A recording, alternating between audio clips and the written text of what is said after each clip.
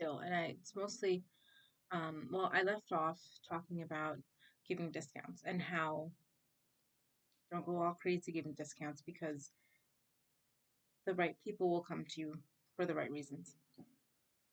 I have nothing against discounts. I think they're great. Um, I think families appreciate it, especially if they want to come to you and they just can't afford it. So that's totally something that I don't mind. I don't mind a discount here and there. But what I did was just give like a crazy discount to all of my families.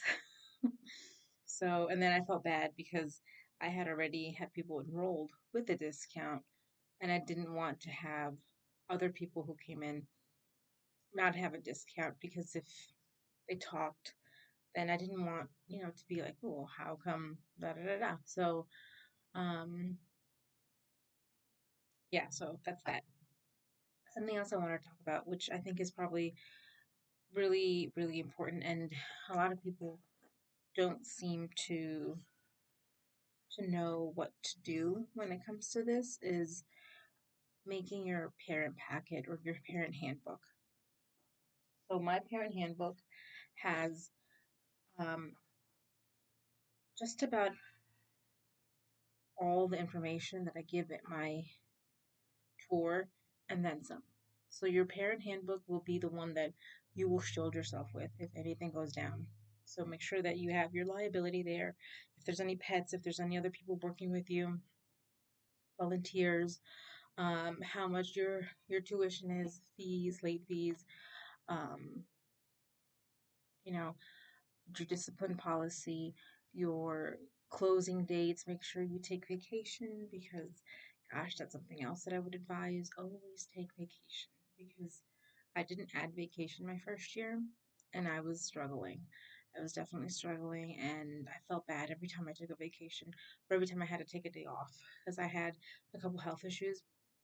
Book if you will provide a substitute or if they have to find alternate care. But your handbook will be something that you will fall back on all the time and time again. You need your parent handbook to be as as detailed as possible. So, what else could be on your handbook? Make sure that your calendar is on your handbook. Your closing dates is on your calendar. If you take pictures, the permission slip for pictures. If you go on field trips, permission slip for going on field trips. List the field trips if you can.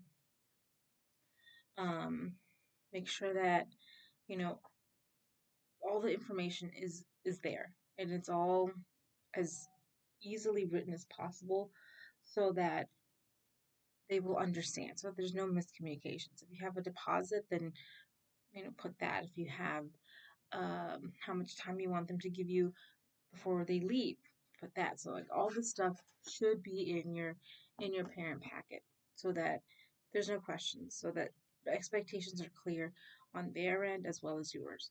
So have that there. Um, I would also recommend that you buy things secondhand to begin. I couldn't find a lot of my Montessori material secondhand, so I had to buy a lot of it new. And not that I regret it, but it was hard because I was slowly building up my my materials. So I instead of buying like the cheaper ends, I would just buy the premium lines and things like that just because if I'm gonna buy it new, I might as well buy something that's gonna be worthwhile. So I would recommend buying secondhand stuff if you can, but if you can't, then take it slow, and your families will understand. I'm sure they will understand and know that you're putting money into this. So as long as they know that you're trying, and you don't even have to buy like you know premium line stuff. You can go to the dollar store and make up your own materials. Like that's totally fine too. Like I love making materials for my kids because I like making work for my kids because something that's for them. It's something that I noticed that they had this desire to do or to learn about, and I just went to Michael's, went to Dollar Store, went to Target, went to Walmart, went to all these different stores, and grabbed a little bit from each store and just made a whole work for them, and they love it. They love it. They're excited. They're like, "Oh, can I do this? Can I do this?" So definitely for sure, don't just buy high end stuff because kids don't care if it costs $70, $80 or $500. They don't care. They want to learn. They have a desire to learn. And if you make something fun for them, if you make something new and exciting that will spark an interest in them, then they will love it. Hands down. They don't care how much it costs. So just don't feel like you have to buy expensive things. That's just what I did for some of my materials. Not all of it. My work rugs, I got secondhand. I went to IKEA and I found some mats. They're no, they're I think they were bath mats or something like that, or maybe living room mats, but they work perfectly for my rugs, for my work rugs, because I had bought smaller Montessori rugs. I paid about $15 for each one of them, used secondhand. Um, and then I went to IKEA and I saw them for like $8 for the big ones, and I was like, I'm getting a bunch. I'm getting a bunch. So, um, yes, just take it slow. You don't need to have everything in the beginning.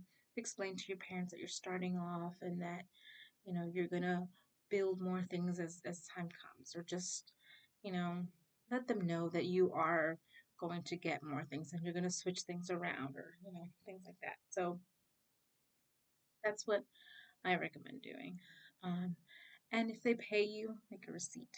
I have um, a format that I just punch in the numbers and I put in the receipts, the information, and I send it back to the parents. I use Google Docs for my parent communication, so I just upload it on Google Docs and they have access to it.